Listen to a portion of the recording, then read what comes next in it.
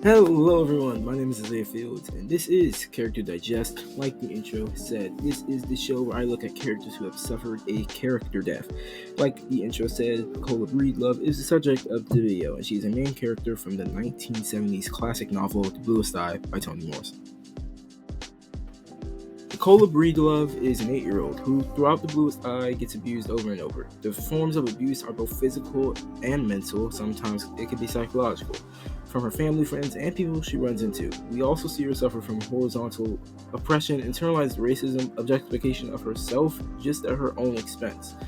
And Nicola really wishes for blue eyes like Gojo off of Jujutsu Kaisen would, because she thinks it would make her feel better or people would like her more. However, that is not the case, as more evil besets her whenever she wants something positive, like the blue eyes. The blue eyes are the main motif in the book, so if you're like me, you're probably wondering what is a motif. A motif, according to Merriam-Webster, is an important and usually repeating idea or theme in a work of art. Throughout the novel, Nicola always reverts back to her wish for blue eyes. For instance, through the repetition of the phrase pretty eyes, pretty blue eyes, big blue pretty eyes, and when Morrison introduces how each night without fail she prayed for blue eyes. Fervently, for a year she had prayed. Those quotes showcase how Nicola would objectify others or herself to gain blue eyes so people would like her. As we progress through this digest, we will see the negative effects of her wanting blue eyes, like getting into more traumatic moments and showcasing trauma to others by accident. Fair warning here, I will be discussing some adult topics, so for our spring quote, we will cover the oppression and trauma that Charlie faced and how he put that onto Nicola and horizontally oppressed his own daughter. Phrases like "she moaned a little" on page 147 and in quotation marks, and regard her moans as no more than pine size over his head from page 147 suggests that Charlie was having the best experience of his life. However, the time of Charlie's life turned into a trauma he never recovered from, as his sexual encounter was interrupted by racist white men who told Charlie to make it good and word make it good. That's all on page 148. The result of this was Charlie hating his girl who was black, and that trauma grew into hatred of black women, or more so himself. So if you're wondering where Nicola becomes horizontally oppressed, don't worry about it, because one night Charlie staggered home reeling drunk, and many more erotic sentences later, we get the most non-splendiferous sex scene I've ever have had to read, as Charlie forced his trauma into Nicola and raped her on the kitchen floor. The main point here is that this otherwise very disgusting section is that Charlie's past, which was him being oppressed, led him to change for the worse, as he kept that trauma within him and it consumed him, and thus leading him to committing the most disgusting sexual act a person can commit: rape. And the erotic diction used by Morrison allows us to notice how Charlie's growing trauma over time led to the sexual abuse of Nicola, which expedited her character's mental death.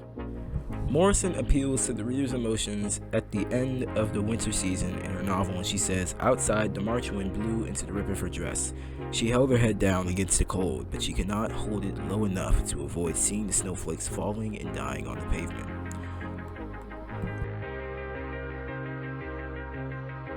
Now, for background on the quote and how it leads into the summer season. Nicola was almost shot by the mother of a kid named Johnny, and for what Johnny did. Now, what did Johnny do? That is a good question. Johnny assaulted Nicola with his mother's cat, and then got mad because Nicola petted the cat, and the cat calmed down. Johnny's mom and Nicola are kind of similar. Johnny's mother derived pleasure from the cats. That's nowhere similar to Nicola at all. Yeah, this book is very weird. But both Nicola and Johnny's mother puts the cat at ease when they pet him.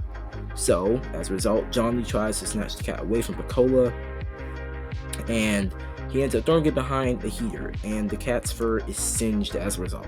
Johnny blames Nicola for it when it was his fault.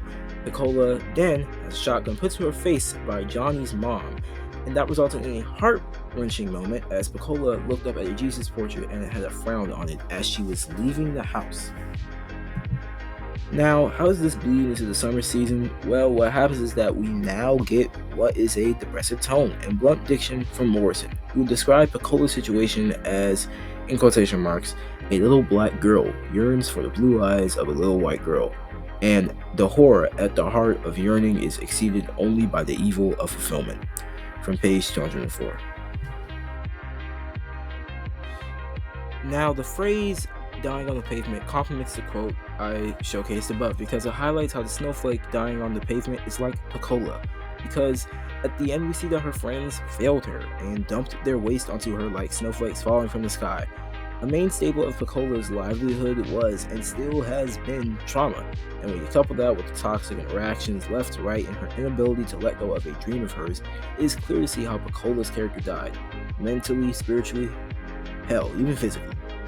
She was met with her evil and could not fight back because evil would beset her more and more. Her interactions became leech-like as they sucked away her happiness, hopes, and dreams away till there was nothing left. Picola Breedlove didn't deserve that. She had a bad deck of cards that got worse consistently, and it led to her folding and her fate being sealed. Well, that's going to wrap up the video, but before I go, I want to say that The Bluest Eye is a masterclass of writing, and I highly suggest that you read it. If you want to learn more about the world, yourselves, and just things you didn't know in general, read this book.